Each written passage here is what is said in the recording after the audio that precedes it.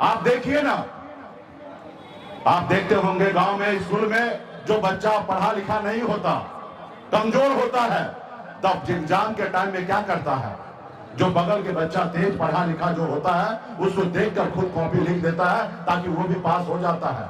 आप भी देखिए ना लालू जी के लोग कैसे पास हुए, आप देखिए ना बहन मायावती जी के लोग कैसे पास हुए, आप देखिए ना स्वर्गीय रामविलास पासवान जी के लोग कैसे पास हुए।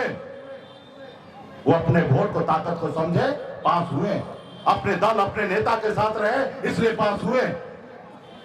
तो इसलिए साथियों आपको लड़ाई लड़िए, संघर्ष कीजिए। आज मैं आया हूं आपके बीच में हक अधिकार की बात करने के लिए, लड़ाई लड़ने के लिए। आज 65 दिन से लगातार घर परिवार को छोड़कर किसी न किसी राज्य में, किसी न किसी जिला में घूम रहा हूं अपने लोगों के हक अधिकार के लिए। और आज बिहार में एक बदलाव आ चुका है।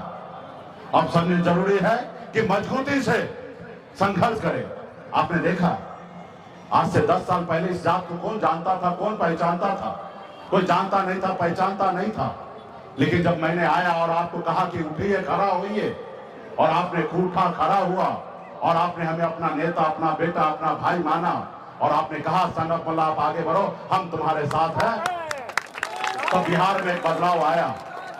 आपने देखा 2020 में कल तक निषाद का बेटा एक टिकट मांगने के लिए अपने पूरे उम्र को बिता देता था, एक टिकट नसीब नहीं होता था। लेकिन आपने देखा 2020 में ये मल्ला निषाद का बेटा टिकट मांग नहीं रहा था, टिकट बांट रहा था। ये हमने अपनी पहचान बनाया बिहार में। आपने देखा 2020 में सरकार का चाबी मेरे पास था, हम अपने दम पर बिहार में मंत्री बने, किसी के मेहरबानी से नहीं बने, और हमारे पास सरकार का चाबी था। हम जिनको चाहते उनको बिहार का मुख्यमंत्री बना सकते थे। लेकिन हमने ईमानदारी के दम पर हमने नीतीश कुमार जी को बिहार का मुख्यमंत्री बनाया, और बिहार में मैं काम कर रहा था। लेकिन वो लोग जो चाहता नहीं है कि आपका बच्चा सर उठा के जिए, वो नहीं चाहता कि आप भी बेहतर जिंदगी जिए, वो चाहता है कि आप हमेशा गुलाम बन के रहिए। और उसने क्या किया, आजाद भारत में पहली बार हिंदुस्तान में बिहार में एक निषाद मल्ला के बेटा ने खून पसीना बहा के 4 विधायक बनाया। लेकिन दुश्मन आपका कितना चालाक था, उसने क्या किया, आपको विधायक को खरीद लिया, आपको उस सरकार से बाहर कर दिया जो सरकार आपने बनाया था। उसको मुकेश सहनी से तकलीफ नहीं था, उनको आपसे तकलीफ है। वो नहीं चाहता है कि निषाद का बेटा सर उठा के जिए, वो चाहता है कि निषाद का बेटा आजादी से लेकर अब तक सर झुका के जिया, मेरा गुलाम बन के था, ये मालिक कैसे बन गया है।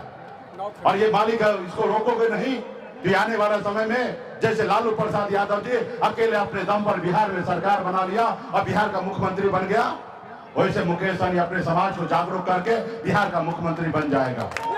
और जब मुख्यमंत्री बन जाएगा तो इनका समाज अपने पैर पे खड़ा हो जाएगा और मालिक बनेगा। और जब ये लोग गुलाम लोग मालिक बनेगा तो मेरे खेत में काम कौन करेगा। तो उन्होंने षड्यंत्र के तहत सोचा कि इस आवाज, इस निषाद समाज का आवाज कौन है, तो उन्होंने देखा कि मुकेश सहनी इसका आवाज है।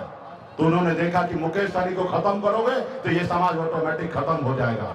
और वही षड्यंत्र के तहत आपका 4 विधायक खरीद लिया, सरकार से बाहर कर दिया।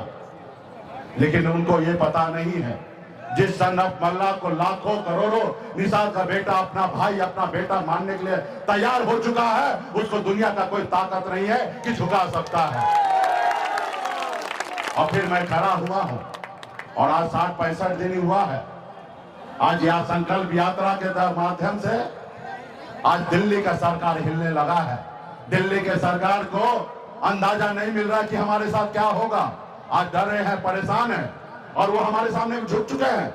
वो कहते हैं कि सहनी जी आप आ जाइए, हमसे जो गलती हुआ माफ कीजिए, आइए हमारे साथ आइए और 2025 में मुख्यमंत्री बन जाइए।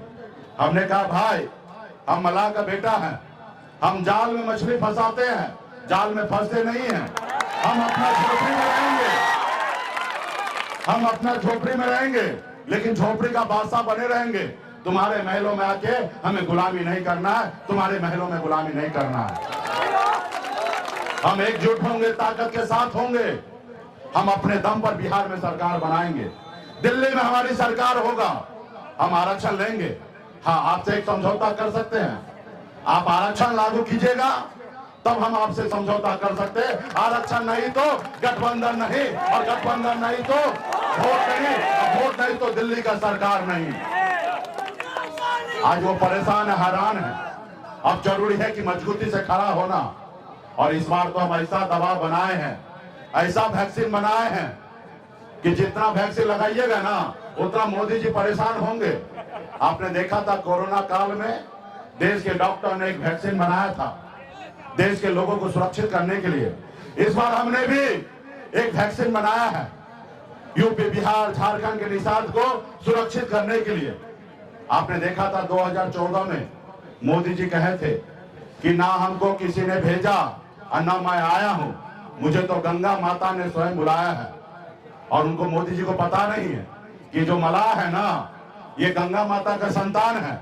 अब वही गंगा माता हमको भी सपना में आए, अब बोले बेटा उठो, अब मोदी जी से लड़ो और एक एक गांव में जाके संकल्प करवाओ, और जब संकल्प करवाओगे तो मोदी जी डरेंगे।